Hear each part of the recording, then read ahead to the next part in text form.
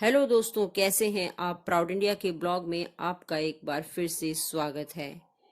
दोस्तों, क्या कभी आपने ये सोचा कि छत्रपति शिवाजी महाराज एक महान योद्धा कैसे बने, उनके पीछे किसका हाथ था। तो आज मैं आपको इसी के बारे में बताने जा रही हूँ कि कैसे एक छोटा सा बालक महान योद्धा बना।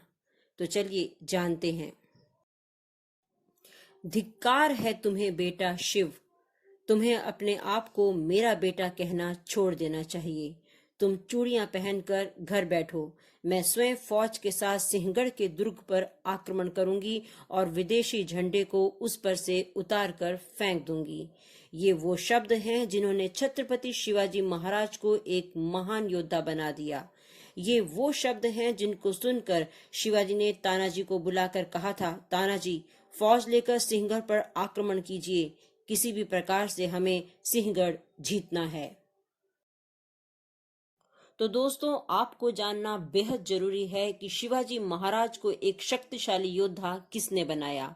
वो कौन था जिसके शब्दों के सम्मान के लिए शिवाजी ने सिंहगढ़ के किले को जीतने के लिए अपना सब कुछ दांव पर लगा दिया, यहाँ तक कि अपने अजीज तानाजी तक को खो दिया।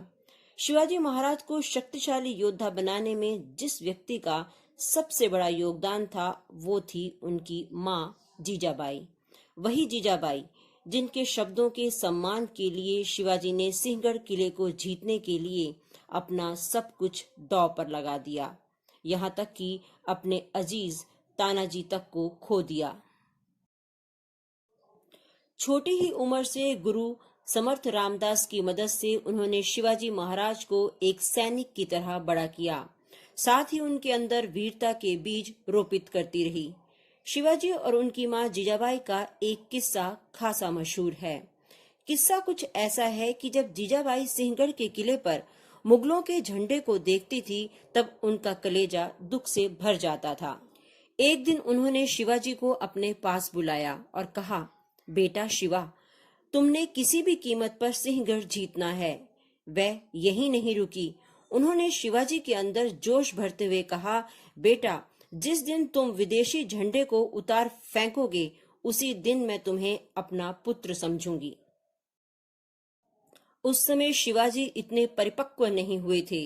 उन्होंने जियाजी के सामने सिर झुकाते हुए कहा, माता, मुगलों की सेना हमारी तुलना में बहुत विशाल है।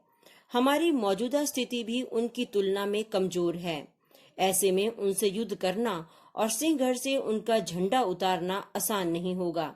यह एक कठिन लक्ष्य है। शिवाजी का यह जवाब जीजाबाई के गले से नहीं उतरा। वो आवेश में आ गई और गुस्से में कहा, धिक्कार है तुम्हें बेटा शिव, तुम्हें खुद मेरा बेटा कहना छोड़ देना चाहिए। तुम चूड़ियां पहनकर घर में बैठो। मैं स्वयं फौज के साथ सिंहगढ़ के दुर्ग पर आक्रमण करूंगी और विदेशी झंडे को उस पर से उतार फेंकूंगी। माँ की बातें सुनकर शिवाजी लज्जित हो गए। उन्होंने सबसे पहले अपनी माँ से क्षमा मांगी, फिर बोले, माता, मैं तुम्हारी यह इच्छा जरूर पूरी करूंगा, चाहे जो कुछ हो जाए। अगले ही पल उन्होंने तानाजी को बुलाया और जंग में जाने के लिए कहा। शिवाजी के आदेश पर तानाजी सिंहगढ़ जीतने के लिए बढ़ गए और योजनाबद्ध तरीके से सैनिकों के साथ किले के नीचे इकट्ठे हुए। किले की दीवारें बहुत ऊंची और बिल्कुल सीधी थी। उस पर चढ़ाई मुश्किल भरी थी। ऐसे में तानाजी ने सूझबूझ से काम लिया और 4-5 सैनिकों के साथ अपने किले की दीवार पर चढ़ना शुरू कर दिया और आखिरकार तानाजी किले के नजदीक पहुंचने में सफल रहे। इसके बाद उन्होंने रस्सी की मदद से बाकी साथियों को भी किले के ऊपर बुला लिया।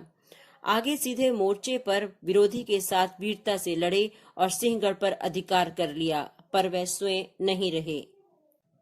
शिवाजी महाराज को जब यह समाचार मिला तो उनकी आंखें नम हो गई। इस जीत के बाद उनके मुंह से बस यही निकला था कि गढ़ आला पन सिंह गेला, यानी कि किला तो जीत लिया लेकिन अपना शेर खोट दिया। शिवाजी की यह जीत इतिहास के पन्नों में स्वर्णिम अक्षरों में दर्ज है। इस जीत का पूरा श्रेय जहां तानाजी और शिवाजी महाराज को जाता है, वहीं माता जीजाबाई को अनदेखा नहीं कर सकते। उन्हीं की प्रेरणा से शिवाजी महाराज इतने सफल योद्धा हो सके। तो दोस्तों, आपको मेरी ये जानकारी कैसे लगी? अगर अच्छी लगी है तो लाइक और शेयर कीजिएगा। मैं इसी तरह की रोचक तथ्य आपको समय समय पर सुनाती रहूंगी।